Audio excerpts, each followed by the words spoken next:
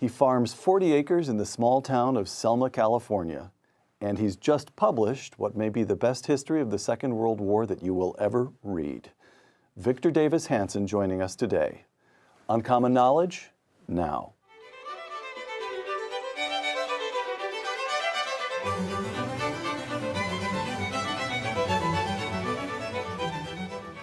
Welcome to Uncommon Knowledge. I'm Peter Robinson.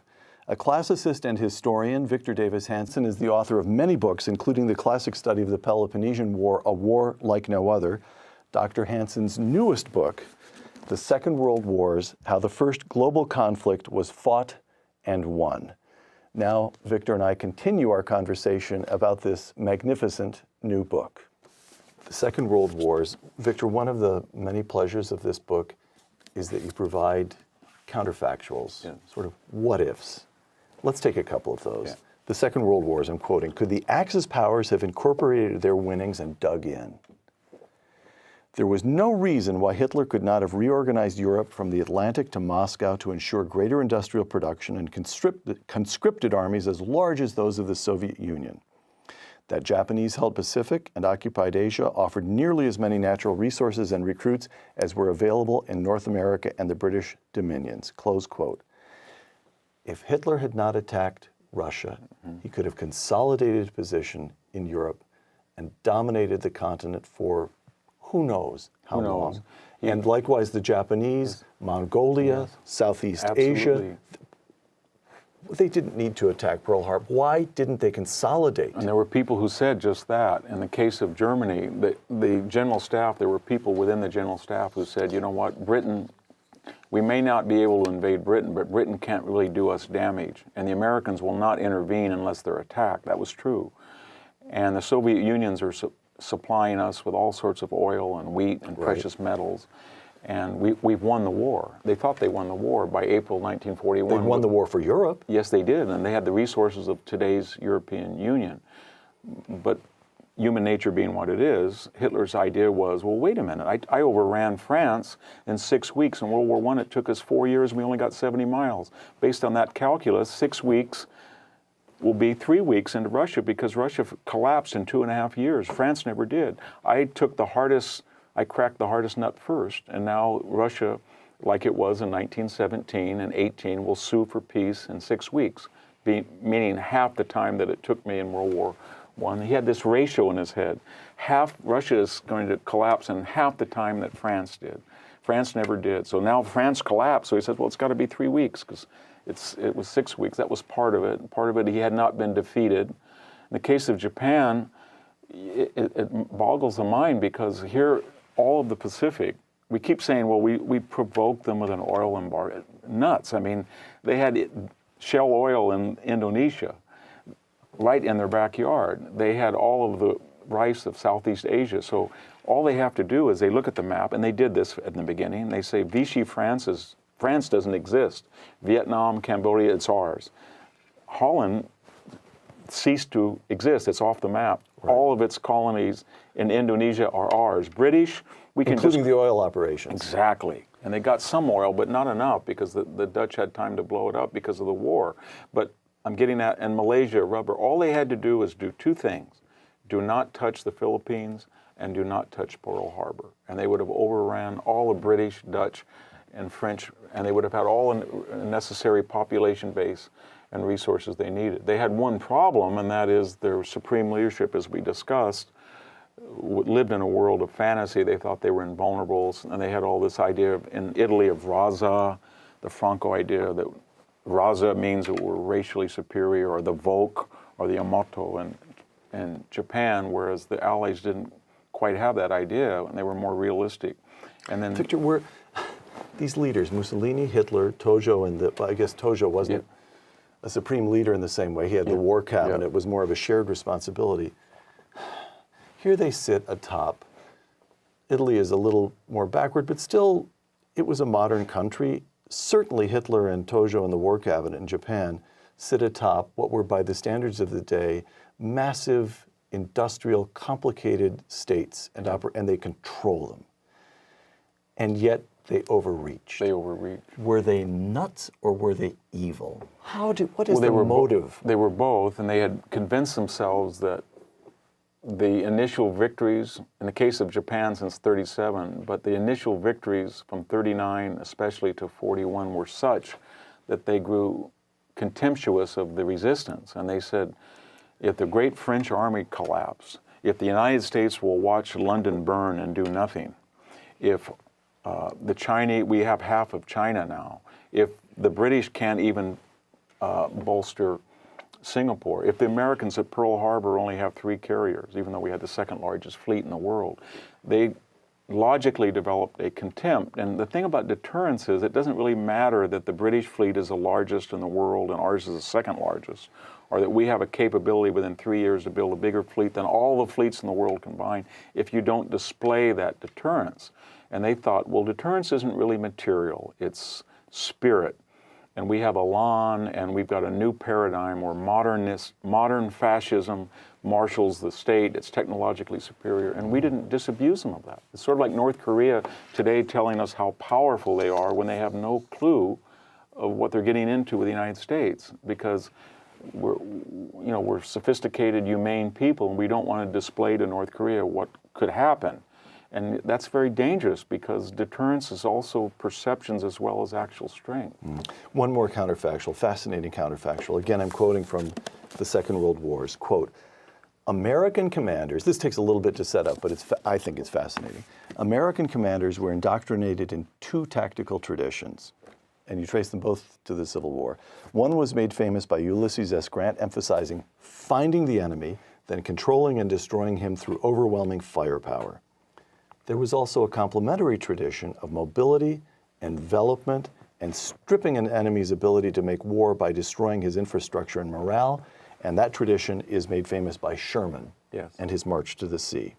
Okay, had the U.S. Army utilized its singular, I'm quoting you again, utilized its singular motorized mobility and tactical air power in the manner that Patton's Third Army had used it to cover its flanks, and then adopted a Sherman-esque attitude toward bypassing more resistance and conducting encirclements, the war, in theory, might well have ended before 1945.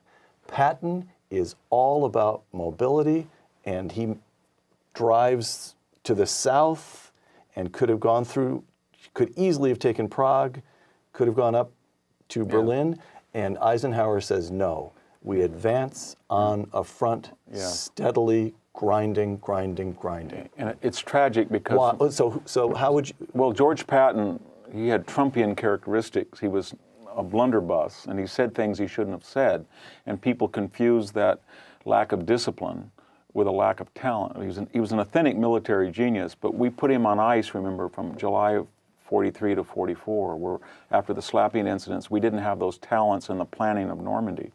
But once we actually did do Normandy and we gave him Third Army, he didn't advance according to the plan. He was the furthest from Germany, and yet he advanced the fastest. And people said, well, there's gaps in our front. He's going too fast. And he was begging them to see that air power had changed that. With P-47s and P-38s, he had an ability to protect his flanks. And the Sherman tank and the M1, he had really a great deal of confidence in their durability, their easy use, and people were saying, we're going to see a Tiger one day, and there's only 600 Tigers. Who cares about a Tiger? We have air power. So he was way ahead of his time, and we tend to do that in the United States. If a person is not considered sober and judicious, we equate that with a recklessness or a lack of discipline with incompetence. He was absolutely competent. He was brilliant. He spoke French. He read German. He was an intellectual. And that was something. But in the Pacific, we had people like Chester Nimitz, Spruance, Halsey, that did the same thing as Sherman and Patton. They skipped islands. They skipped Rabaul. They skipped over to Iwo Jima, into Okinawa, Tarawa, and they cut the entire Japanese empire off from its supplies without having to invade each one of these. MacArthur did to a lesser extent. Well, he probably should have bypassed the Philippines, but there was that tradition that you don't want to get head-to-head with a fanatical enemy like Grant did in the summer of 1864, whereas Sherman went around the flank in Atlanta, then the March to the Sea, and into the Carolinas. There was great argument in the U.S. military about hitting them head on versus the Sherman-esque, Patton-esque, Nimitz approach, where we have so much more capability, logistical and industrial, and we have more mobility, we have air power, sea power.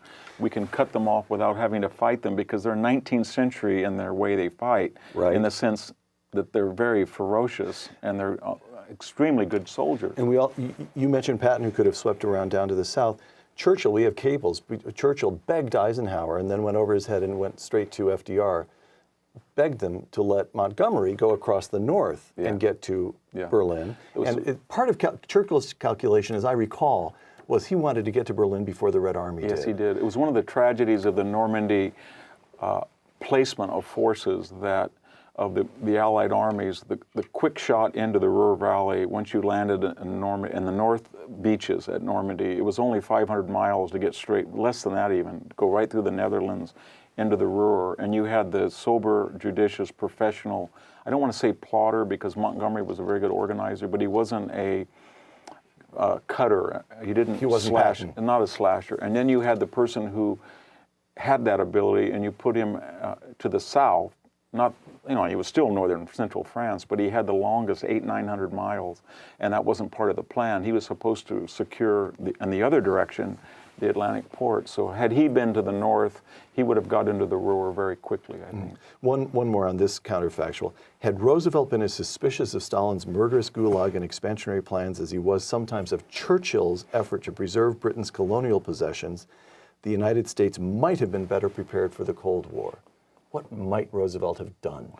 Well, Roosevelt basically said to Stalin, or I shouldn't say Roosevelt, but his envoys said, we don't approve of communism, but we understand where you're coming from, that the imperial colonial world is over with, and that we're going to support you full heart. Churchill said, it's not over with. We can decolonize if we have to, but we have a humanizing mission abroad, and people under British colonies are much different than the Soviet people under Soviet communism, and that didn't appeal to us. So when we were giving aid and the British were giving aid, the British were thinking— To the Soviets. Yes. They were thinking, what does this do when the German army disappears?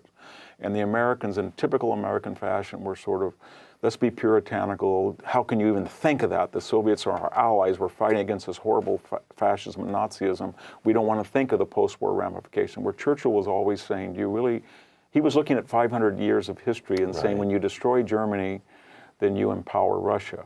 Germany is the continental buffer between Western Europe and Russia, no matter what the political system is. And the Americans thought, that's an old game. We're not going to listen to your— Yeah, we're a new people. We're democratic. This is the future of the United Nations, and we're all going to live in peace. And the Soviets and the British and us will police the world, and we're going to run this on principles of equality and fairness. And Stalin, to him, that was ludicrous. All right. The moral questions. The Allies sought not merely to end the war on useful terms, but to demand that the Axis powers submit to unconditional surrender, which you call, quote, a historically rare objective of most wars, close quote. So even today, you will hear it argued a lot that if only we had not called for unconditional surrender, we could have reached terms with the Japanese much earlier. There were cables between, I think this has been substantially, but the cables we picked up that the Japanese were looking for terms of surrender, that Hitler may be a different case, but even with Hitler, you could have come to some arrangement earlier. Yeah. And that lives were lost needlessly because Roosevelt and Churchill, Stalin as well, but Roosevelt and Churchill, it was these two deeply humane men who decided in Casablanca, as you say, Stalin wasn't at Casablanca, they decided to insist upon terms of unconditional surrender. Yeah, and we have to, as historians, we have to look at what the world that they looked at, not as we look at post facto. And they were looking at the Versailles Treaty, and they said that combined the worst of both traits in human nature. We were punitive in the sense of rhetorically we blamed Germany, but we did not divide Germany, we did not occupy it, we did not invade with occupation troops. And we created the myth that they had been sold out by Jews or socialists while they were in someone else's territory. So this time around, we're not going to do that. second thing is they understood that every time Germany had made a peace agreement, whether it was the Franco-Prussian War or the September program, the design in World War I in September, they thought they were going to take France, or the Brest-Litovsk Treaty that knocked out Russia in World War I, or what they were envisioning after World War II when they won, they were pretty barbaric. And so they said, you cannot deal with these fascist countries, and you can't have an armistice like we did with World War I. That was a green light to World War II. So this time around, we're going to defeat, we're going to humiliate, we're going to occupy, and we're going to rebuild these countries into consensual societies. So for all the effort that was involved, and we still have troops in all three countries. All these years later. By giving women the right to vote, to take one example in Japan, or land redistribution in Japan, we created peaceful, humane societies. I don't think that would have been possible with an armistice. But today, I mean, for all our criticisms of Japan and Germany and Italy, they are three of the most humane countries in the world, and they're strong U.S. allies. And that was a direct result of the vision of Roosevelt and Churchill. But it came at a cost. And had we had an armistice, we probably would have been able to cut a deal with Hitler and Tojo in 1943 or 4, but we would have been at war with them in a cold peace in the 50s. Forever. I think it would have been like the first, second, third Punic War, or what we see in the Middle East with the 48, 56, 67, 73, 2006 war. It's a bellum interruptum. And they didn't want that, and they were willing to pay the extra. And they had societies that had been surprise attacked, and generations of American and British and Soviet citizens that were willing to pay that price. Aerial bombing. You note that Britain and the United States dropped 30 times as much tonnage on Germany as Germany dropped on Britain. And with regard to Japan, quote, the March 9 to 10, 1945 napalm firebombing of Tokyo remains the most destructive single 24-hour period in military history, close quote. And then, of course, we have the bombs on Hiroshima and Nagasaki. And the argument is that the Allies violated one of the most fundamental tenets of just war theory by targeting civilians. Yes. Never, ever, ever is it permissible to target non-combatants. That is immoral in and of itself. To which Victor Davis Hanson answers? Well, they had a point. Curtis LeMay said that if we'd lost the war, he was the architect of the fire raids, he would be tried and convicted as a war criminal by the victorious Japanese. But everything has a utilitarian foundation to the argument. So we had developed the B-17 and the B-24 on a false premise. The Fortress, the B-17 flying Fortress, could fly in formation, it could knock down fighters, it could go 1,200 miles, 1,000 miles into enemy territory, it could devastate. We found out by 1943 that that was not true. The Norden bomb site was not that accurate. It was too cloudy over Germany. The best pilots and planes in the world were Focke-Wulf 190s. We didn't have sufficient, and we were butchered, 40,000 people killed. The British Shot out of the sky. Shot out of the sky. The great tragedy of the World War II from our point of view. The British learned that they weren't going to do that. They called it area bombing. And they used more napalm. They didn't have napalm. We developed napalm, but they did have incendiary. And they discovered, after losing 40,000, even with great planes like the Lancaster, that they could not quite knock out Germany. So by 1944, this effort was in crisis. They had some dividends. They'd made Germany bring back 10,000 88 millimeter platforms from Russia that were anti-tank guns to use as flat guns, but nevertheless, they were in a stasis. They couldn't really know what to do. And then they hit upon the idea, we're going to get fighter escorts, and we're going to area bomb transportation hubs, fuel depots. Going low. Going lower. And then same thing in Japan. Curtis LeMay said the B-29 is a $2 billion program, bigger than the Manhattan Project. It has got no results. It's too high. It's at 30,000 feet. There's a jet stream. It misses the target. I want to take them low at 5,000 feet and use the jet stream. They'll come in at 400 miles an hour almost. They'll drop napalm. They don't have to be accurate. The same idea that had worked in Europe. And the idea was not quite that you're bombing civilians only, but you can't hit a target. You don't have the expertise. And the pre-war propaganda that you could drop a bomb into a pipe is completely Ridiculous. fabricated. So what we're going to do is we're going to burn everything to burn out the rail yard, or to burn out the coal to oil plant, or to burn out the zero factory. And it was true, but they took a level of collateral damage that was astonishing. Now, they would say to us, give us the most optimistic number of Italian, I shouldn't say that word, it's an amoral term, but give us the most, your greatest estimate of civilians that were killed in Japan, Germany, and Italy, and it would be somewhere between 1 million and 1.5 million. Right. And they would say, we were fighting a people that by 1945 were killing 20,000 people in Asia, the Japanese. 20,000 people per day to day in places like, and the war itself, 27,000 people were killed every day of this 6-year war. 6 million were killed in Auschwitz. And then they would say, as Bomber Harris, they reaped the British general. Yes, the British Air Bomber Air Harris Force. said they reaped the wind and they're going to sow the whirlwind, quoting biblical scripture. And his point was, they started the war, they surprise attacked us, they set up death camps, they're killing prisoners. The SS has an atrocious record in the Soviet Union. It's a little rich for them to say that we have to pinpoint targets when we know that we don't have that ability. So what are you going to do when the Soviet Union is losing 10,000 men a day, and they say, where's the second front? And and we say, well, we're North Africa, maybe Italy. So that's not enough. How are you going to stop 100 divisions coming and reinforcing? And we said, we'll start bombing. And that, the idea was we're going to open a second front through bombing. Right. And second front in the air. when you talk to people today, if you talk to Chinese citizens, diplomats, consuls, or you talk to people in Indonesia or Southeast Asia, I don't think I've ever, and I've read a lot of the literature, I don't think you ever see an argument that the United States was cruel and inhumane for bombing Japan. It's usually the other way around. I wish they had bombed earlier. For myself and you and all Americans, it's something that I will just end with this comment, that the fire rates were really much more destructive than the atomic bombs. We got to remember that the war ended May 8th, 9th in Europe. There was a largest bombing fleet in the world was in Europe. So we had about 10,000 idle B-17, B-24, and British Lancaster was a superb plane, plus 2-engine middle bombers, B-25s and 26.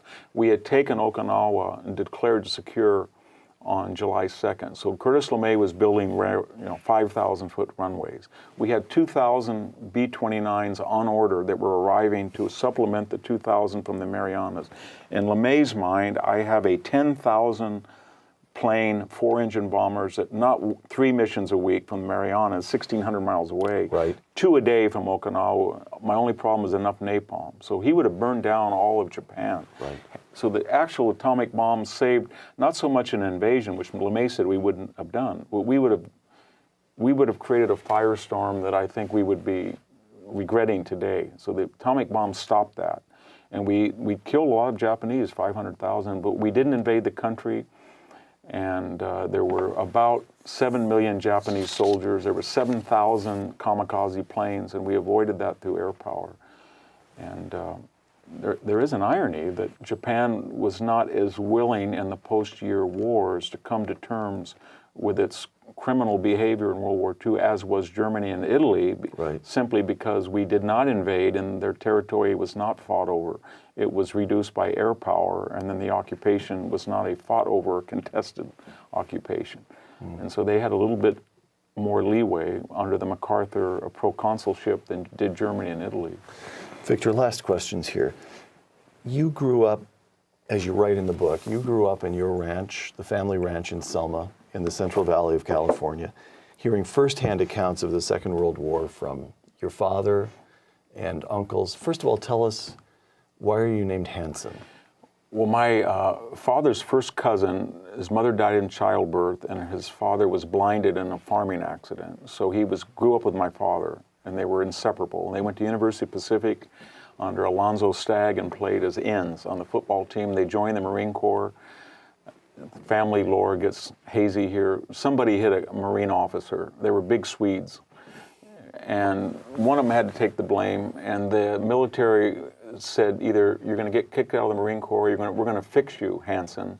We're going to send you to this new B-29 program where everybody gets killed. We heard it's just the worst thing in the world in Nebraska.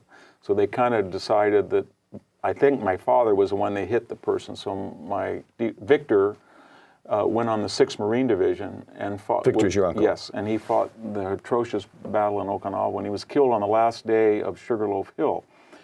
And when I wrote a book once, Ripples of Battle, I was wondering what happened, and one of the people who in his 90s read the book and said, I have his ring. And he said, Really? When he was killed on the last day, he was a big Swede and we couldn't bring him down. His hands swelled, so we cut off the ring.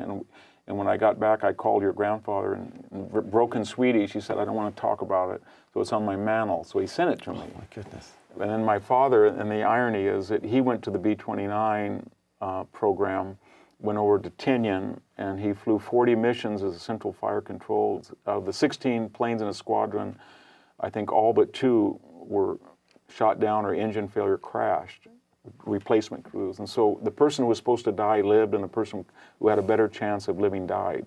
So your dad named you Victor. And he said, you know, I remember him saying to me, it's going to be very hard. You've got a real burden, because he was an all-star athlete and he was killed. I don't know if you can live up to it, but you got to try.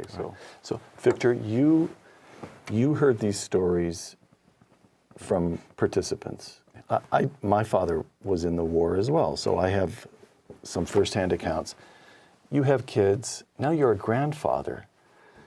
How do you convey, how do you make, I don't know how to put the question other than to put it this way.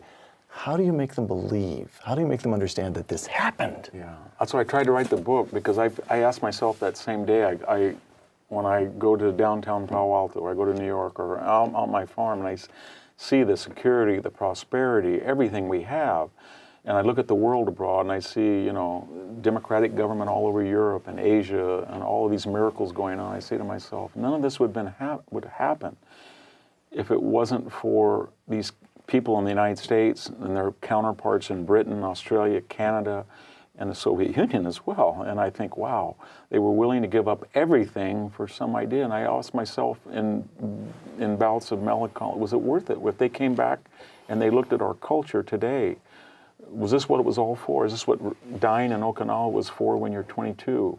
Or getting blown up in a B-29 when you're 18? I hope it was. So I think we have to take a deep breath and stop looking at history as melodrama, where we go back and look at the past and use the value system of the present to pick winners and losers. History's tragedy, and we should really instead say, given the material constraints put upon them, and given what they knew at the time, how they did what they did in World War II is a miracle, and we are indebted every day of our lives to them.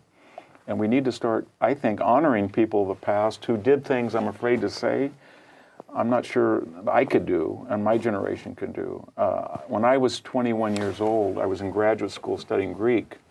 When my father was 21, he had ear infections, sinus infections, and he was in a B-29 high above Japan, and emergency landed in Iwo Jima, and almost everybody was killed. And he got the highest medal of the Air Force, the Distinguished Air Medal, for taking a 500-pound napalm bomb with his hands that was locked in the bomb bay and throwing it out. And I can't think of anything I've done in my entire life like that. I think that's true of our whole generation. In Vietnam, people were very courageous as well in Korea, but I think this generation owes a lot to the generations that came. And this is why I get so depressed with these contemporary controversies where people don't want to do this, or they don't think they have to honor the flag. They don't understand that somebody just handed them a country, and what they think, wow, it's this ism or this ology, and it's not good because it's not perfect, and they don't understand what they started with.